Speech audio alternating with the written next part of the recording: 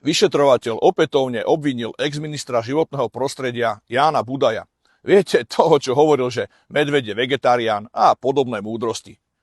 Budaja obvinila polícia za pokračujúci zločin porušovania povinností pri správe cudzieho majetku v súvislosti s neefektívnym a nehospodárnym a neúčelným použitím prostriedkov Ministerstva životného prostredia. Dôjsť malo ku škode na štátnom rozpočte v celkovej výške takmer 570 000 eur.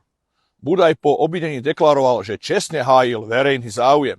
Všetci si pamätáme, ako Budaj hájil verejný záujem, ale jedine záujem rôznych mimovládok a ekoturistov, ale nikdy nebojoval za bežných ľudí a už vôbec nie za ľudí na vidieku. A len slepo plnil príkazy Kiču a Smatanu, ktorí by najradšej zakázali ľuďom aj vstup do lesa a celé Slovensko vyhlásili za skanzen s absolútnym zákazom akéhokoľvek obhospodarovania alebo hospodárenia. To bol presne on. Toto bol jeho jediný záujem, jeho a jeho podriadených.